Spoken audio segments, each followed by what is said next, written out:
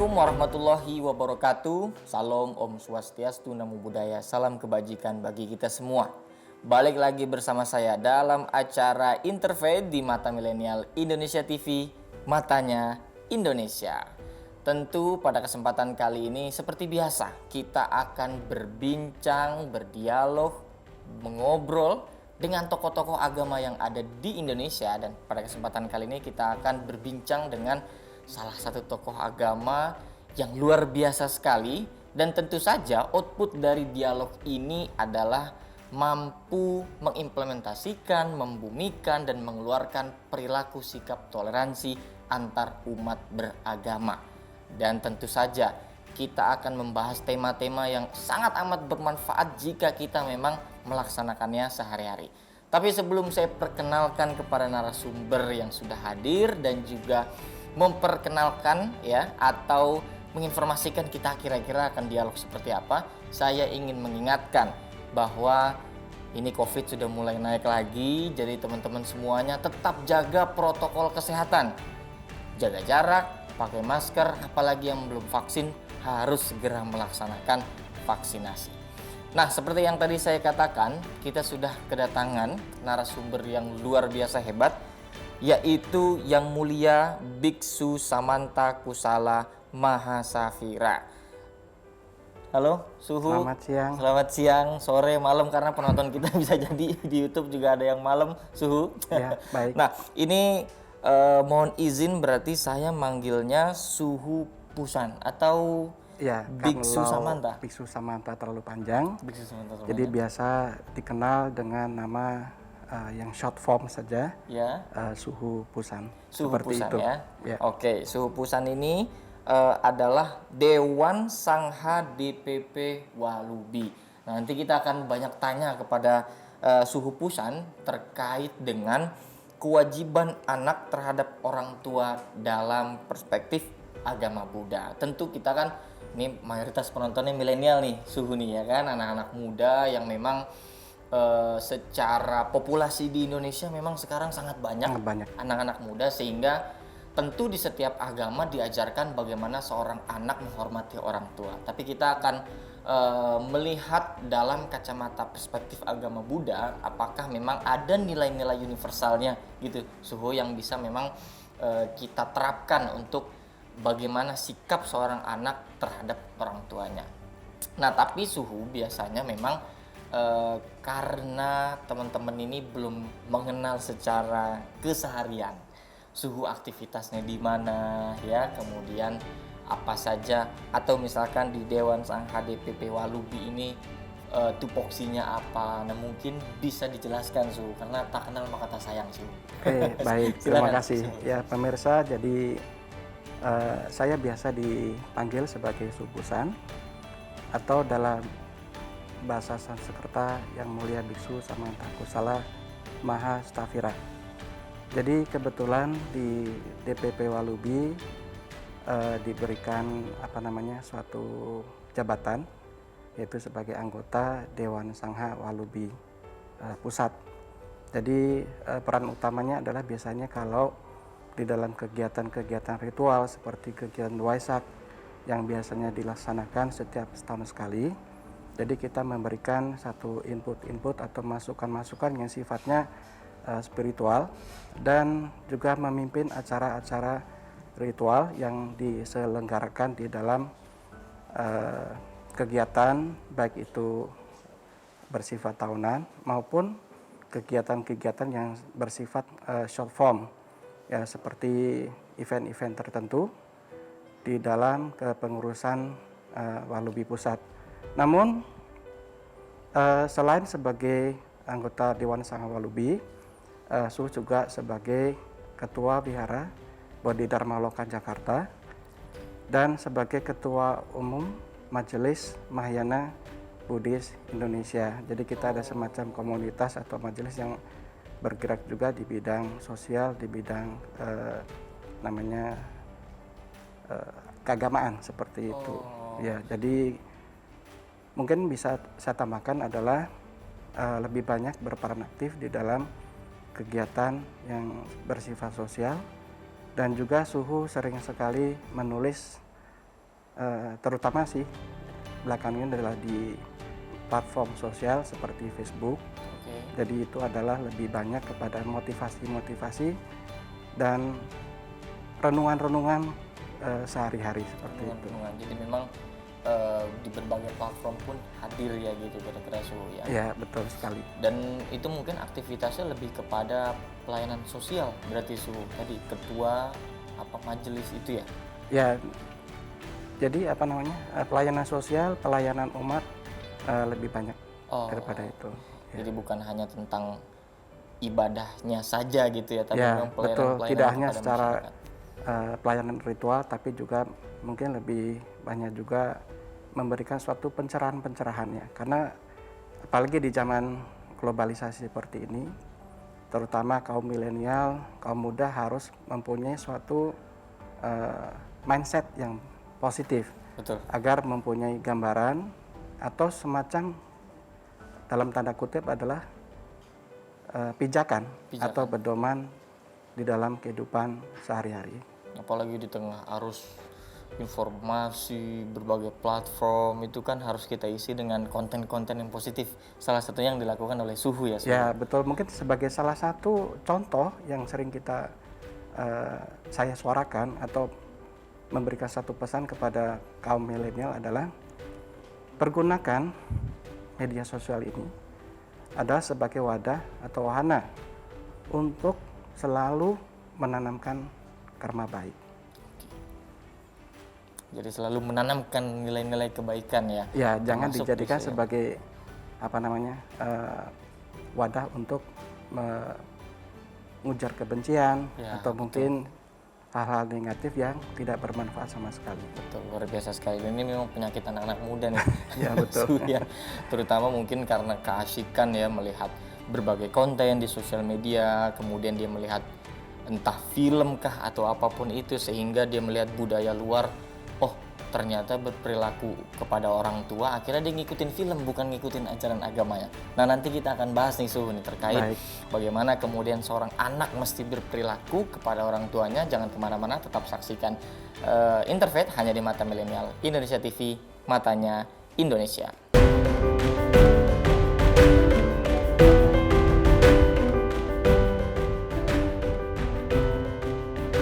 Yap, kembali lagi masih bersama saya Sultan Rifandi dalam acara Interfaith di Mata Milenial Indonesia TV, matanya Indonesia. Tadi kita sudah berkenalan dengan narasumber kita, dan narasumber kita pun sudah menjelaskan kesehariannya, aktivitasnya, dan beberapa hal-hal baik yang ditanamkan setiap harinya. Nah, Suhu sudah tadi menjelaskan sedikit bagaimana kemudian kita harus tetap menanamkan nilai-nilai kebaikan dimanapun kita berada, termasuk dalam sikap kita kepada orang tua. Hari ini kan kita memang melihat banyak sekali informasi bertebaran, film budaya luar pun mengintervensi kehidupan kita, sehingga banyak orang yang lebih mencontoh terhadap tren dibandingkan dengan ajaran-ajaran agamanya. Nah, makanya kita akan tanyakan langsung kepada Suhu Pusan. Nah, Suhu, seperti tadi saya sudah sampaikan, ini kan sikap anak terhadap orang tua, bahkan kalau di ajaran agama Islam ya Suhu ya, itu kan memang orang tua tuh diibaratkan seperti surga ya, surga di telapak kaki ibu. Nah, pertama, apakah memang kalau dalam ajaran agama Buddha yang dimaksudkan sebagai orang tua itu adalah hanya sebatas orang tua kandung, atau bagaimana definisi orang tua dalam agama Buddha? Suhu? Oke, sebelum Suhu menjelaskan secara terperinci, ada yang perlu kita ketahui bahwa di dalam ajaran Buddha itu mengenal 3 dimensi waktu. 3 dimensi waktu. Ya, yang pertama adalah kehidupan masa lalu, kehidupan masa sekarang, dan kehidupan yang akan datang. Oke. Jadi kalau di dalam salah satu sutra Buddha, itu Buddha mengajarkan bahwa setiap makhluk ya. Jadi kalau di dalam Buddhis itu tidak hanya seperti manusia dan juga alam binatang atau alam hewan, tetapi banyak sekali makhluk-makhluk yang tidak kelihatan. Oke. Itu pada intinya adalah masa lalu Oke. punya orang tua. Masa lalu punya orang tua. Punya orang tua. Oke. Jadi kita tidak terfokus pada hanya orang tua kita pada kehidupan sekarang. Dan mereka itu semua makhluk adalah calon-calon Buddha di masa yang akan datang. Oke. Jadi kita memang untuk saat ini yang dinamakan sebagai orang tua adalah tentunya ayah dan ibu kita yang ada di rumah. Nah, kita sebagai anak harus punya rasa bakti kepada orang tua. Oke. Ya, kalau dijabarkan, sebetulnya kita bagaimana bisa melakukan bakti. Nah, bakti di dalam agama Buddha mempunyai 3 makna. Yang pertama adalah bakti besar, Bakti besar. yang kedua bakti sedang, dan yang ketiga adalah bakti kecil. Seperti itu. Jadi orang tua pun masuk ke dalam kewajiban kita untuk berbakti gitu ya kira-kira. Ya, Suhu, karena bakti kepada orang tua itu wajib. Oke. Ya, jadi apabila kita tidak mempunyai rasa bakti kepada orang tua, nanti kelak ketika kita punya anak, maka anak yang akan kita lahirkan juga adalah anak-anak yang kurang berbakti. Oh. Jadi ada istilahnya seperti buah yang bagus tentu berasal dari benih yang bagus. Oke. Ya, betul. Ya, benih yang bagus akan punya akar yang bagus. Dari akar yang bagus tentunya akan mempunyai daun, batang, dan buah yang bagus. Dan buah yang bagus. Jadi kalau kita ingin mempunyai anak yang baik, anak yang berbakti, tentunya kita harus berbakti terlebih dahulu kepada orang tua yang ada pada kehidupan sekarang. Oke. Nah, kalau misalkan terkait dengan sosok orang tua, Suhu ya. Bagaimana kemudian agama Buddha ini memposisikan atau menggambarkan entah dalam kitab di Buddha atau di ajaran agama Buddha itu seperti apa derajatnya, posisinya atau posisi orang tua ini dalam ajaran agama Buddha? Ya, kalau mungkin di dalam Islam akan mengenal istilah seperti yang Anda bilang tadi bahwa surga ada di telapak kaki ibu. Betul. Tetapi di Buddhis lebih spesifik mengatakan bahwa Buddha atau katakanlah orang tua kita baik itu atau ayah atau ibu itu sesungguhnya adalah Buddha hidup. Buddha yang hidup. harus kita hormati. Oke. Yang harus kita hargai, yang harus kita jadikan sebagai sosok yang perlu kita rawat dengan sebaik-baiknya. Terutama ibu ya, karena gimana pun juga kan peran ibu sangat besar. Oke. Jadi ada istilah mengatakan bahwa ibu kita itu kan 9 bulan mengandung kita. Yap. Jadi dia punya peran, punya jasa pahala disebutnya, itu lebih besar daripada ayah. Karena 9 bulan mengalami suatu proses yang sangat menyengsarakan. Oh. Dalam kandungan Dalam itu kandungan, ya, betul. 9 bulan dibawa kemana-mana gitu Ya, ya. betul Suhu, sekali, ya. betul. Jadi kalau misalkan durhaka itu, wah luar biasa sekali dosanya berarti. Ya, ya, jangan Suhu, sampai ya. jangan sampai kita durhaka kepada orang tua ya. Karena gimana pun juga, jadi ada satu nilai positif di dalam agama Buddha itu yang perlu saya sampaikan adalah setiap orang itu pasti memiliki kekurangan. Setiap orang pasti memiliki kesalahan. Oke. Jadi kita sebagai orang yang belajar Buddhism harus punya prinsip bahwa jangan pernah melihat kesalahan ataupun kekurangan orang lain. Yang harus kita lihat adalah kelebihan. Oke. Baru kita akan menjadi orang yang punya kebijaksanaan yang cukup. Atau menjadi orang yang tidak pernah akan merasa kecewa. Karena apa? Kalau kita selalu melihat sisi keburukan orang lain, kalau kita selalu melihat sisi kekurangan orang lain, pasti kita tidak akan pernah menjadi puas. Yap. Betul sekali. Ya. Berarti kalau apalagi kepada orang tua ya. Apalagi terutama kepada salahnya orang tua. pun bisa jadi benar kan kira-kira gitu ya, Suhu ya.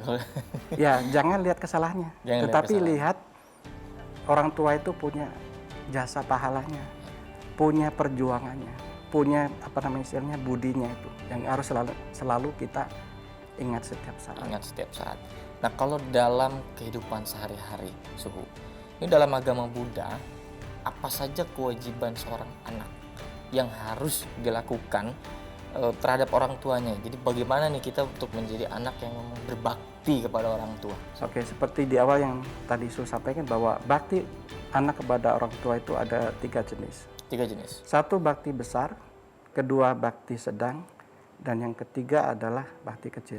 Nah, yang paling umum atau yang paling gampang adalah bakti kita kepada orang tua yang bakti kecil terlebih dahulu. Oke. Jadi utamanya apa? Kita harus bisa dengan baik-baik merawat orang tua kita. Contohnya kalau orang tua kita sedang sakit, nah kita harus merawatnya atau kalau perlu dibawa ke rumah sakit. Tentu tergantung dengan jenis dan karakter apa sakitnya. Ya. Terus kemudian adalah memenuhi semua kebutuhan yang paling prinsipil. Contohnya sandang, pangan, dan papan. Ya. Itu kriteria yang dinamakan sebagai bakti kecil kepada orang tua. Oh, itu masuknya bakti kecil. Bakti kecil. Oke. Nah, kalau bakti sedang adalah bagaimana kita bisa menjadi orang yang baik, yang bisa mengangkat derajat dan martabat orang tua. Contohnya bisa jadi pengusaha besar, atau istilahnya bisa mengharumkan nama orang tua, bisa mengharumkan nama keluarga, bisa menjadi seorang pejabat yang tentunya pejabat yang baik ya. Yep. Ya. Jadi bisa membangun lingkungan, membangun bangsa dan negara ini menjadi lebih baik lagi. Nah, itu disebut sebagai bakti sedang kepada orang tua. Bakti sedang. Jadi naik level Naik kira-kira level, gitu ya. betul. Bukan hanya sekedar kewajiban pangannya, sandangnya, tapi mampu Juga membawa nama orang tua keluarga. menjadi lebih baik lagi. Bakti besarnya itu Nah, bagaimana? bakti besar di dalam sutra Buddha selalu mengajarkan adalah apabila satu orang anak bisa mengantarkan orang tuanya setelah meninggal, itu masuk ke dalam alam yang tentunya lebih tinggi lagi atau lebih bahagia dibandingkan di alam manusia. Nah, di sini saya akan jelaskan di Buddhis itu mengenal adanya 10 alam. 10 alam. Ada 10 alam. Oke. Nah, yang pertama adalah yang paling tinggi tentunya alam Buddha. Kedua adalah alam Bodhisattva. Ketiga alam Pacceka Buddha. Keempat adalah alam Arahat. Jadi 4 alam ini sudah tidak mengalami namanya proses kelahiran dan kematian. Jadi sudah bisa keluar dari siklus namanya tumimba lahir kalau di dalam Buddhis. Tumimba lahir itu adalah kelahiran yang berulang-ulang terus-menerus tanpa ada putusnya. Yang kelima itu alam dewata. Itu lebih tinggi daripada alam manusia. Ya. Kemudian yang keenam adalah alam asura atau dibilang sebagai alam rajanya iblis seperti itu ya. Kemudian alam manusia, alam binatang, alam setan kaparan, yang terakhir adalah alam neraka. Nah, Kita ini sekarang di alam yang mana nih? kita nih alam manusia. Alam manusia. Ya. Jadi alam manusia itu adalah alam yang selalu salah satu alam yang selalu berproses di dalam lingkaran tumimba lahir ini. Jadi selama kita masih di alam manusia, ya kita punya suatu kewajiban untuk senantiasa berbakti kepada orang tua. Nah, salah satu bakti besar itu adalah kita dengan tentunya berbuat kebajikan sebanyak mungkin, mengajarkan orang tua juga apabila punya orang tua yang mempunyai karakter atau kebiasaan kurang baik, ya kita arahkan menjadi lebih baik. Dan tentunya yang tidak kalah penting adalah mengajarkan orang tua agar senantiasa punya ibadah, ya kalau dalam bahasa awam.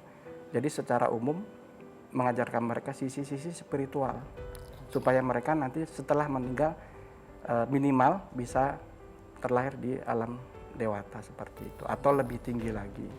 Itu bakti besarnya itu, berarti. Ya, betul. Ya. Kewajiban yang paling besar harus kita lakukan. Oke, jadi memang kalimat berbakti kepada orang tua itu ada dalam ajaran agama Buddha ada. itu ya. Memang itu wajib karena ajaran yang paling mendasar di dalam agama Buddha adalah bagaimana kita menjadi seorang manusia. Menjadi seorang manusia. Ya. Kalau menjadi seorang manusia itu harus apa? Harus punya namanya etika, moral, dan sopan santun. Etika moral dan Itu ajaran paling mendasar kita menjadi manusia yang harus kita lakukan. Dan tadi pun diajarkan juga sama suhu bahwa kalau kita punya orang tua, salah satu bakti besarnya bisa mengejarkan hal-hal baik, terutama keagamaan ya suhu ya. Berarti memang gimana caranya supaya anak mengajarkan ke orang tua tapi dalam koridor sopan. Kan takutnya wah sotoy banget nih, namanya orang tua kan susah ya suhu ya. Betul. Nah itu bagaimana kemudian caranya kita bisa kasih tahu mengajari kepada orang tuanya. Kita akan jawab di segmen berikutnya suhu. Jadi jangan kemana-mana, tetap di Interfaith hanya di Mata Milenial Indonesia TV. Matanya Indonesia.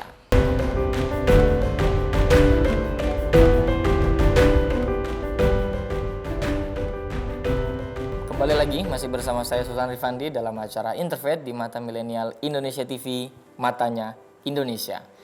Tadi kita sudah mendengarkan ya beberapa paparan penjelasan dari suhu yang memang luar biasa sekali menyadarkan kepada kita. Jadi kita kan sering berbakti kepada orang tua, berbakti kepada ibu, berbakti kepada bapak. Kalimat baktinya pun sebetulnya dalam ajaran agama Buddha tadi dijelaskan ada beberapa level-levelnya ya suhu. Jadi ada bakti kecil, bakti sedang, dan bakti besar. Nah, salah satu bakti besar yang dijelaskan oleh suhu tadi itu bagaimana kemudian kita bisa membawa orang tua kita, mengajarkan kepada orang tua kita kalau masih ada beberapa hal yang kurang baik. Nah, pertanyaannya suhu, gimana caranya kita sebagai anak itu kan namanya orang tua agak susah juga ya suhu ya, kalau kita ngebilangin takutnya kita dibilang sok tahu suhu, tapi padahal emang mungkin bisa jadi orang tua kita salah. Nah itu bagaimana suhu? Nah sebetulnya ini tidak lepas dari peran orang tua itu sendiri. Oke. Jadi ini lebih penting bagaimana kaitan antara orang tua dan anak. Yang paling penting di zaman sekarang ini adalah bagaimana kita, terutama orang tua, mendidik anak. Jadi ini tidak lepas dari sangkut paut orang tua sebetulnya. Oke. Jadi jangan hanya dikasih pendidikan saja anak itu. Tetapi yang paling penting adalah bagaimana kita sebagai orang tua mendidik anak itu adalah bagaimana menjadi manusia. Oke. Jadi kita mengajarkan anak itu mengajarkan bagaimana tentang budi pekerti terlebih dahulu. Budi pekerti. Jadi sebetulnya kalau kita flashback sewaktu masih dulu sekolah di SMA, di SMP itu seringkali diajarkan namanya pendidikan moral. Pendidikan Pancasila. moral. Nah, kalau orang tua hanya mengajarkan anak bagaimana sukses, itu pasti orang tua akan gagal. Karena mendidik anak menjadi orang sukses belum tentu bisa anak tersebut menjadi anak yang baik. Tetapi kalau kita memberikan mereka adalah pelajaran tentang budi pekerti, udah pasti anak tersebut akan menjadi anak yang baik, anak yang akan berbakti. Nah, jadi sebetulnya apa sih suhu bedanya orang sukses dan orang baik? Oke. Apa tuh bedanya suhu? Kalau orang baik bisa menjadi orang sukses, tetapi kalau orang sukses belum tentu bisa menjadi orang baik. Oke. Nah, jadi peran orang tua juga harus mendidik anak bagaimana anak tersebut mempunyai budi pekerti, mempunyai etika, dan juga mempunyai moral. Nah, kalau dasarnya orang tua itu sudah bagus, maka anak-anak juga akan menjadi bagus. Jadi kan ada istilah buah jatuh tidak jauh dari pohonnya. Betul. Ya. Betul. Jadi sebetulnya kalau di Buddhis jabarkan lagi adalah gini. Jadi orang tua itu ya kalau mau memiliki anak, yang pertama dilakukan adalah apa? Dari kita punya batin. Batin. Okay. Kalau dalam bahasa awam batin, tapi kalau atau boleh dibilang sebagai hati kita. Sebelum punya anak. Jadi dari hati yang baik, Buddha ngatakan apa sih? Ice wesing. Hati baik maka akan memunculkan atau mengakibatkan, ya istilahnya itu punya pikiran yang baik. Dari pikiran baik memiliki efek, ucapannya juga baik. Oke. Dari ucapan baik maka perilaku atau perbuatannya akan baik. Dari perbuatan baik maka lama-lama akan menjadi suatu karakter kebiasaan yang baik. Dari karakter yang baik tentu nasibnya juga tentu akan menjadi baik. Jadi dari kembali lagi bagaimana kita menata, bagaimana kita mengendalikan kita punya batin.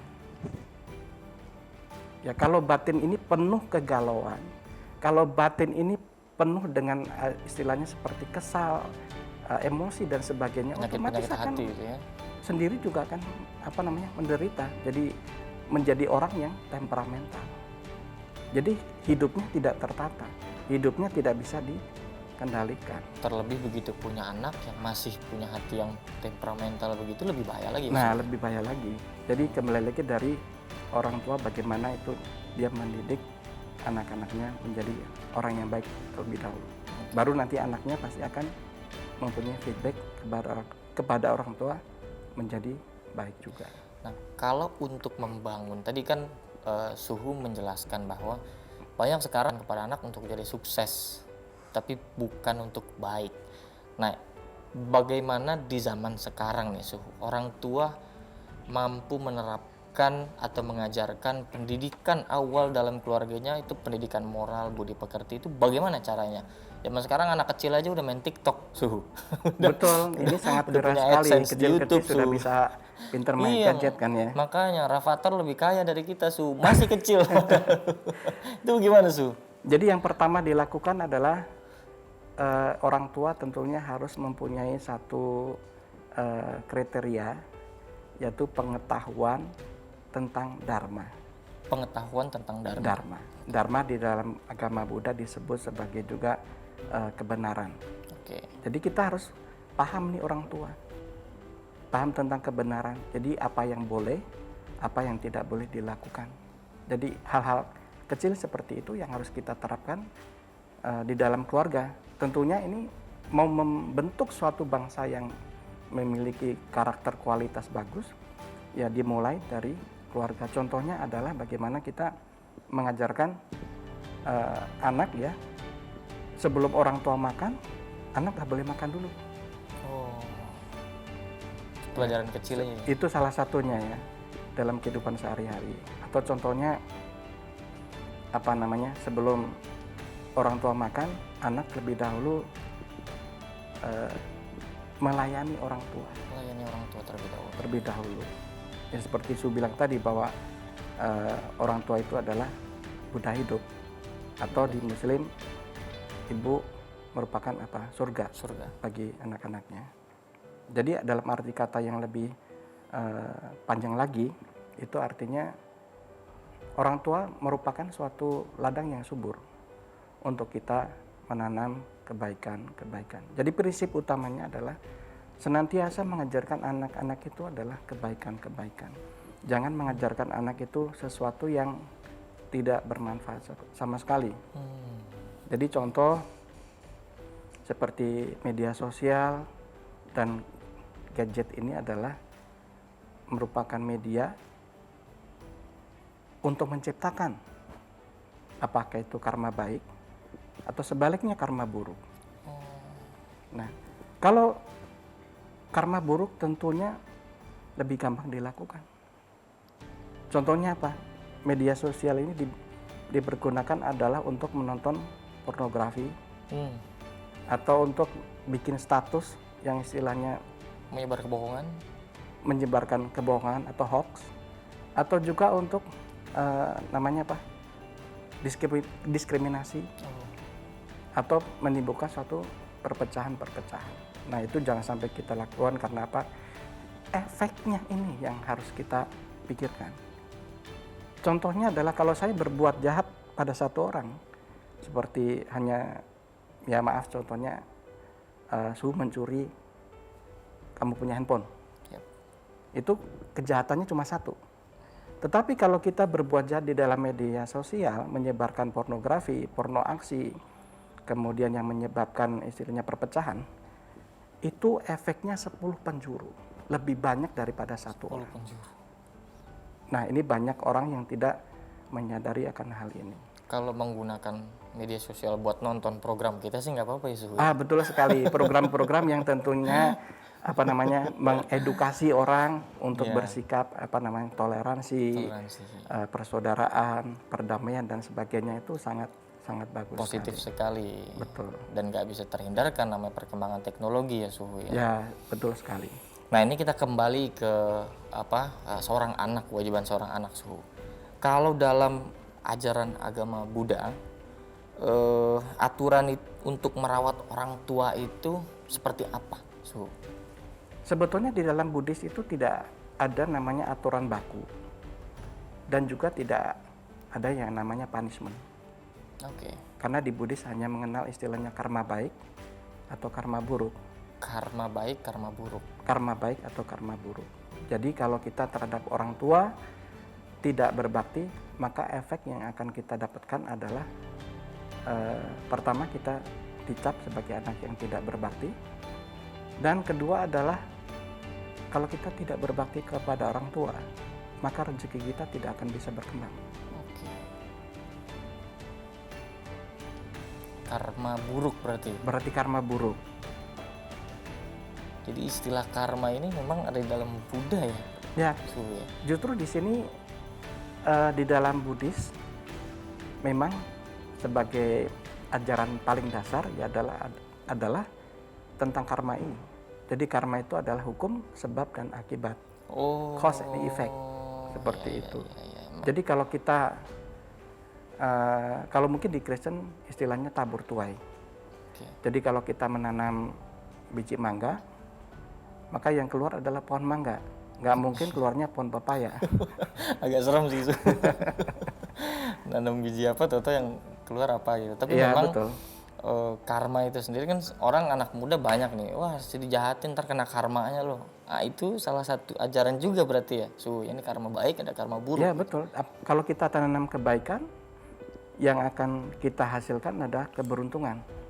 Tapi kalau kita menanamkan kejahatan, yang akan kita terima adalah kemalangan. Tapi ini tentunya tidak hanya dilihat dari satu sudut pandang saja atau perspektif. Jadi tentang hukum karma ini sangat kompleks ya. Jadi harus melihat secara utuh. Kemudian yang kedua adalah bagaimana prosesnya dan juga waktu. Nah, tergantung berbuatnya kepada siapa, seperti itu. Oke. Nah, kalau membahagiakan orang tuanya, apakah apa istilahnya ya, memang adakah harus memberikan harta spesifik, harus seperti apa, spesifik seperti apa, atau ada konsep umumnya dalam Buddha nggak untuk membahagiakan orang tua?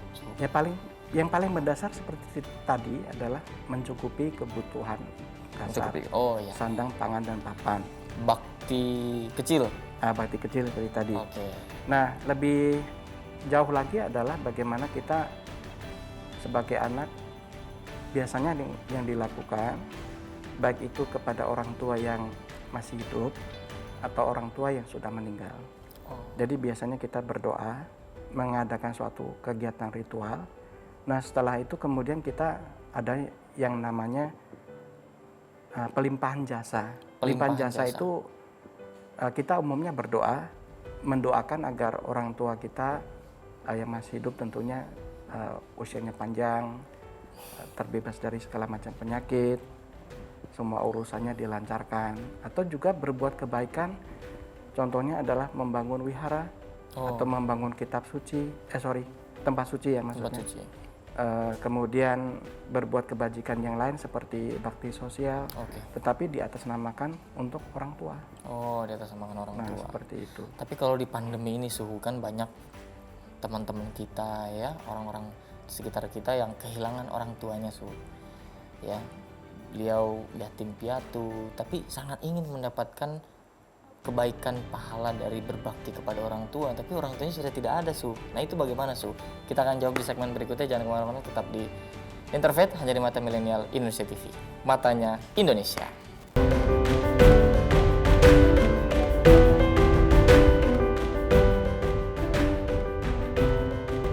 Yap, kembali lagi masih bersama saya Sultan Rifandi dalam acara Interfaith di Mata Milenial Indonesia TV, Matanya Indonesia. Tadi kita sudah banyak mendengarkan ya bagaimana kemudian nilai-nilai yang terkandung dalam agama Buddha untuk menghormati kepada orang tuanya memang tidak terlepas dari apa yang sering kita dengarkan. Berbakti kepada orang tua, bahkan tadi ada bakti kecil, sedang, dan besar. Nah, tadi saya sempat melempar satu kasus, Suhu. Jadi ini di tengah pandemi kita banyak teman-teman kita, anak-anak muda yang kehilangan ibu, kehilangan bapak, kehilangan ibu dan bapak gitu ya, jadi yatim piatu.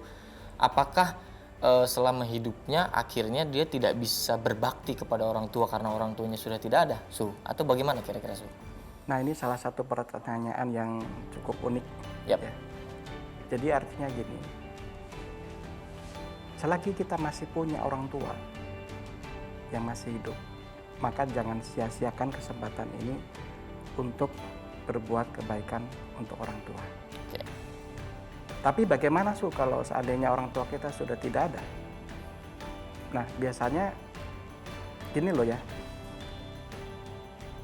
ada satu namanya analog, dan Buddha mengajarkan bahwa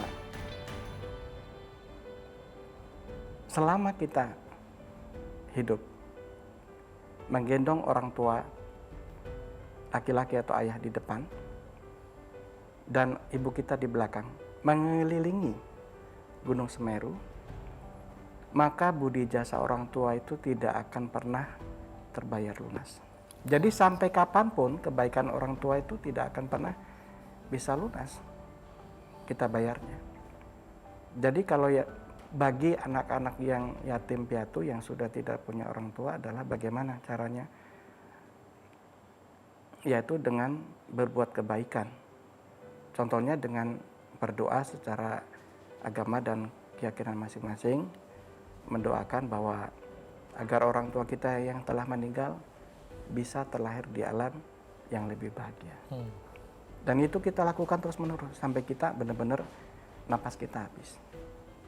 Jadi kalau memang ada kemampuan, ya ada rezeki, bantulah tempat-tempat ibadah yang membutuhkan bantuan kita. Ya tidak harus dengan materi atau uang, tapi juga bisa dengan tenaga atau dengan pikiran-pikiran. Atau setidaknya jadilah orang yang baik, yang membawa nama keluarga, yang membawa nama orang tua. Kalau orang tua itu punya anak yang baik, tentu mereka pasti akan bangga sekali. Tapi kalau misalnya punya anak, contohnya jadi penjahat, itu kan pasti akan efeknya sangat luar biasa sekali. Terkenal juga Terkenal juga orang ya. tua ya, Su. Jadilah orang terkenal, tetapi terkenal dalam kebaikan. Bukan jadi orang terkenal, tetapi karena kejahatannya. Jadi ibaratnya kayak dipantau juga ya sama orang tua kita meskipun sudah tidak ada di Ya dunia. memang secara gini ya. Jadi sebetulnya kita manusia ini hanya punya mata daging. Mata daging. Mata daging. Ini Oke. yang kita miliki adalah mata daging. Oke. Tapi tidak punya mata dewa. Nah, umumnya orang-orang yang sudah meninggal itu atau orang-orang yang suci istilahnya itu memiliki mata dewa atau mata dharma atau juga mata Buddha. Jadi kalau mata daging itu apa yang kita lihat, contohnya di sini ada gelas, ya kita hanya tahunya gelas. Tapi tidak tahu yang ada di balik gelas itu ada apa. Oh, ini ada tembok, di balik tembok ini apa gitu. Ya kalau orang bilang dalam bahasa umum adalah indera keenam. Oh. Suhu punya nih berarti. Oh, tidak punya. Saya baru mau nanya nih di balik tembok ini ada apa nih. Berarti masih kasat mata kalau Masih mata kasat daging. mata ya. Oke. Jadi seperti itu, jadi alam-alam lain seperti yang Su katakan tadi ada 10 alam. Nah, contohnya adalah kita nggak bisa melihat yang di luar daripada kemampuan mata biasa. Tapi mereka yang memiliki keunggulan tersendiri bisa lihat. Jadi apa yang kita pikirkan, mereka bisa tahu apakah pikiran kita baik atau pikiran kita tidak baik, seperti itu. Artinya ketika kita berbuat kebaikan, orang tua kita yang tidak ada di dunia ini pun juga ikut senang juga di alam yang berbeda tadi Ya, Suhu, betul. ya. Dan satu hal lagi yang ingin Suhu tambahkan. Ya. Kalau mungkin di ajaran Islam itu dikatakan bahwa apa yang kita lakukan itu akan dicatat oleh malaikat. Malaikat, ya betul. Tetapi kalau dalam Buddhis adalah apa? Apa yang kita pikirkan, apa yang kita lakukan, dan apa yang kita ucapkan itu akan tersimpan di dalam sini, namanya adalah gudang memori. Gudang memori. Jadi gudang memori, satu lagi adalah karma, itulah yang akan kita bawa ketika kita meninggal. Oh, Jadi karma dan kesadaran yang kita bawa. jadi meskipun terpikir mau berbuat jahat tapi nggak jadi, udah Ya, gudang kalau memori. dalam bahasa awam, bahasa sains, itu sebetulnya seperti apa sih? Memori data. Oke. Jadi apapun yang masuk akan tersimpan di dalam memori data itu, yang disebut sebagai gudang kesadaran. Gudang kesadaran. Gudang kesadaran. Itulah yang akan kita bawa mati nanti dalam Betul. agama Jadi Buddha, ya. bagaimana konsepnya hampir sama dengan komputer. Supaya gudang kesadaran kita bersih, maka data-data yang lama harus kita delete, baru file yang baru bisa masuk. Nggak boleh kena virus. Wah, betul sekali. Bisa nge-hang juga kalau ada virus ya Suhu, ya. Nah ini kalau misalkan Suhu, orang tuanya ini ada masalah, entah bercerai atau pisah atau apapun itulah Suhu, sehingga melupakan kehadiran seorang anak karena memang ada masalah itu. Nah, bagaimana kewajiban seorang anak? Apakah hanya berkewajiban menghormati kepada yang mengasuh atau bagaimana kira-kira Su? Oke, perlu saya tambahkan di sini. Sebetulnya bakti ini ya tidak spesifik kepada orang tua saja. Oke. Karena kita hidup di bumi ini, ya, kita berpijak di bumi, tetapi kita tidak bisa lepas dari bumi. Artinya apa? Selain orang tua, kita harus berbakti juga kepada negara. Oke, berbakti kepada negara. Ya. Selanjutnya adalah berbakti kepada alam atau lingkungan. Karena kita nggak mungkin hidup kalau tidak ada lingkungan, kalau tidak ada alam. Ya. Selanjutnya adalah apa? Kepada semua makhluk. Termasuk apa? Teman-teman, saudara, dan bahkan makhluk-makhluk kecil seperti nyamuk, semut, dan sebagainya. Itu mempunyai kontribusi, mempunyai peran masing-masing yang tentunya itu sangat membantu kehidupan kita. Berarti nggak boleh dibunuh tuh? Ya, nanti kita akan bahas di segmen berikutnya ya tentang apa Episode aturan tersendiri gitu ya. moralitas ya Pancasila. Jadi tidak boleh membunuh. Oke, Mungkin ya. akan Su kasih sedikit bocoran ya. Artinya apa? Makhluk-makhluk tersebut juga mempunyai hak untuk hidup. Oke. Jadi kita tidak boleh membunuhnya.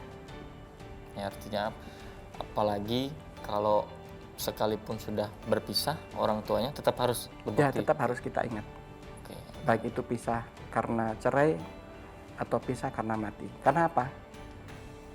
Hidup ini adalah sangat natural. Ada lahir pasti ada mati, ada pertemuan pasti ada perpisahan. Jadi yang poin utamanya adalah apa? Kita harus selalu mengingat kebaikan-kebaikan orang tua. Jangan lihat kesalahan ataupun keburukannya. Jadi dimanapun kita berada, walaupun kita sudah pisah dengan orang tua, kita harus senantiasa apa? Mendoakan kehidupan orang tua yang lebih baik lagi. Jadi memang berprasangka baik itu kewajibannya, Ya. Suhu, ya, termasuk kepada orang tua sekalipun sudah berpisah. Ya, betul. Kepada diri sendiri pun juga harus punya mindset yang positif. Yap. Nah, tentu ini kan menjadi tantangan ya Suhu ya. Bagaimana kemudian kita itu bisa tetap menghormati orang tua, entah dalam keadaan susah, senang, miskin maupun lapang kan gitu ya. Nah, bagaimana kita mampu menguatkan keimanan kita, Suhu, agar kita tetap berbakti kepada orang tua dalam kondisi apapun, miskin, kaya, atau dalam kondisi apapun. Kita akan jawab di segmen berikutnya. Jangan kemana-mana, tetap di Interfaith hanya di Mata Milenial Indonesia TV, matanya Indonesia.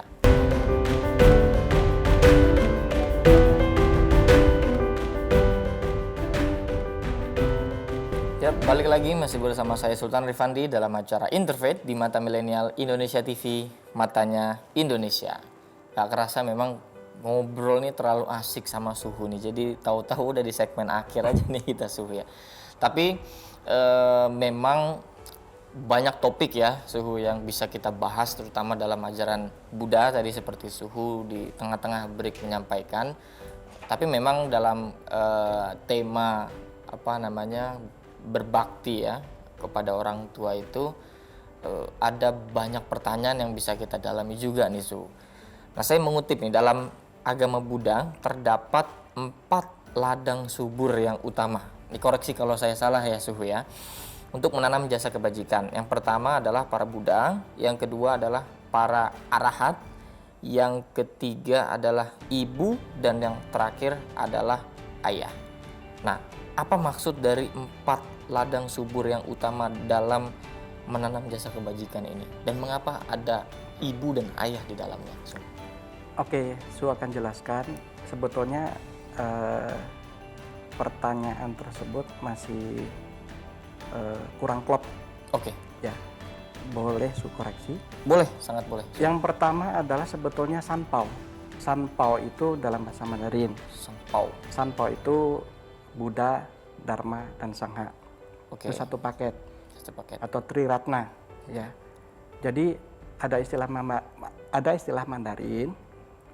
Sanpao mencong fu hao xiu, iwen si se wan wen so. Jadi Triratna ini adalah ladang yang paling subur untuk kita menanam kebaikan atau sebaliknya keburukan. Oke. Jadi Buddha, Dharma, dan Sangha itu termasuk apa, Su? Termasuk kepada tempat-tempat ibadah wihara, kepada para biksu sangha, atau bisa juga mencetak seperti kitab-kitab suci. Karena di dalam agama Buddha itu terutama Mahayana, ya kalau Su berikan satu klarifikasi, di dalam Buddha itu ada 3 sekte besar sebetulnya. 3 sekte besar. 3 sekte besar. Satu Theravada, kedua Mahayana, yang ketiga adalah Tantra. Tapi ini salah satu kesatuan. Ya. Sekte ini apakah cara pandang atau kelompok atau apa? Oh, bukan cara pandang untuk kelompok. Ini merupakan aliran. Oh, aliran. Oke. Aliran, ya. Yep. Jadi aliran 3 besar sebetulnya. Oke. Nah, yang pertama itu adalah ladang yang paling subur tadi adalah Buddha, Dharma, dan Sangha. Oke. Ya, termasuk di dalamnya adalah tentu adalah para bodhisattva atau makhluk-makhluk suci, dewa, pelindung dharma. Yang kedua itu adalah ayah dan ibu atau orang tua. Karena seperti yang Su katakan tadi adalah orang tua itu ibaratnya Buddha yang hidup. Oke. Ya. Yang ketiga adalah negara. Dan yang keempat itu adalah semua makhluk.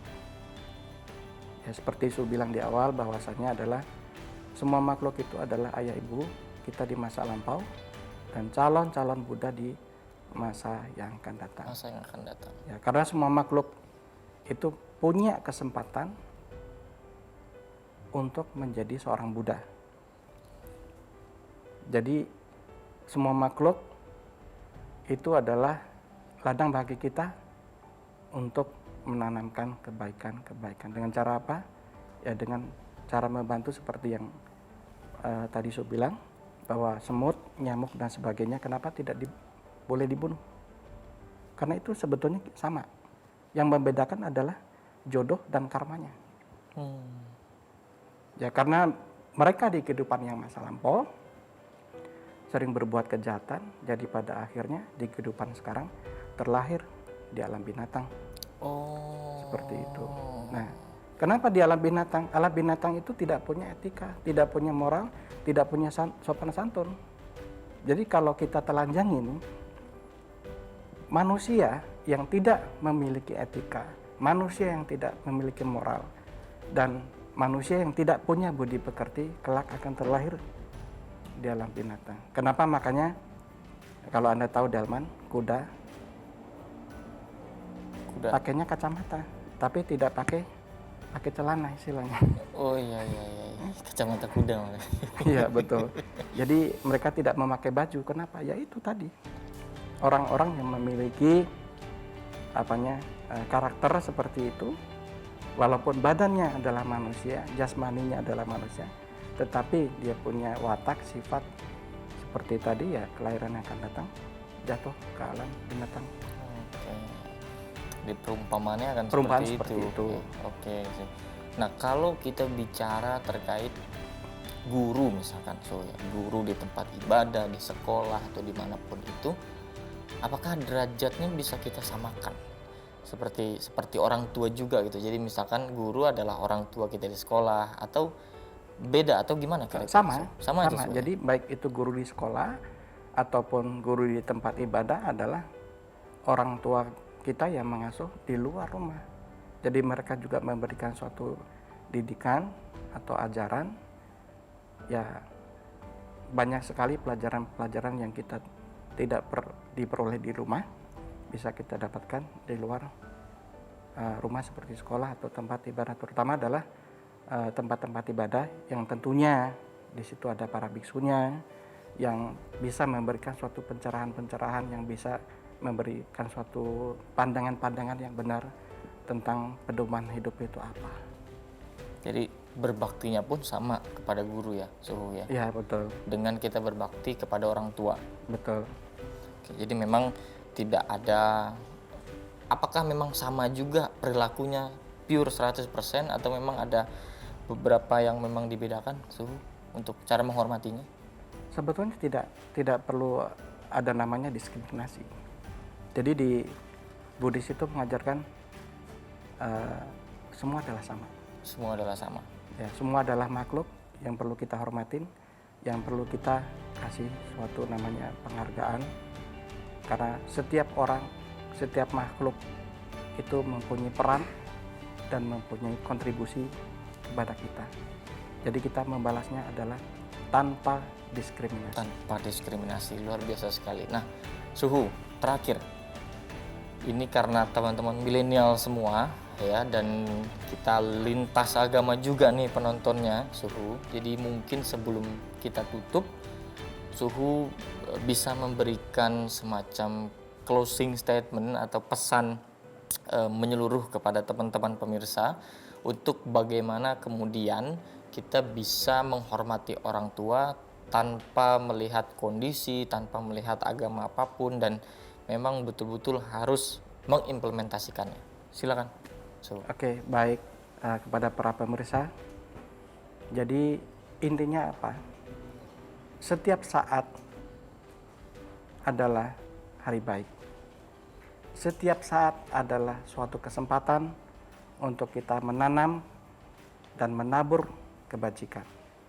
Dengan cara kita senantiasa menanamkan kebajikan, secara tidak langsung kita telah melakukan salah satu bakti kepada orang tua kita, baik orang tua kita yang masih hidup ataupun orang tua yang sudah meninggalkan kita semua. Jadi teruslah berbuat baik dimanapun kalian berada, teruslah menaburkan kebaikan, dan teruslah berpositif thinking. Terima kasih, luar biasa. Pesannya memang adem sekali kalau dengerin Suhu berbicara ini ya. Terima kasih Suhu atas pesan-pesannya, ilmu-ilmunya. Jadi memang harapannya teman-teman semua yang menyaksikan acara ini mampu mengimplementasikan apa yang diajarkan oleh Suhu tadi, sehingga apa yang kita diskusikan dapat bermanfaat dalam kehidupan sehari-hari. Sebelum saya tutup, saya juga ingin selalu mengingatkan untuk tetap menjaga protokol kesehatan, menggunakan masker, jaga jarak, yang belum vaksin. Semoga tidak ada gelombang-gelombang berikutnya nih, kayaknya lagi tinggi lagi nih kayaknya Suhu ya. Semoga kita doakan teman-teman semua sehat, dan tidak terkena penyakit apapun, kalaupun yang terkena sakit untuk segera disembuhkan. Terima kasih, saya Sultan Rifandi, pamit undur diri. Tetap saksikan episode lainnya hanya di Interfaith di Mata Milenial Indonesia TV, matanya Indonesia. Terima kasih, Suhu.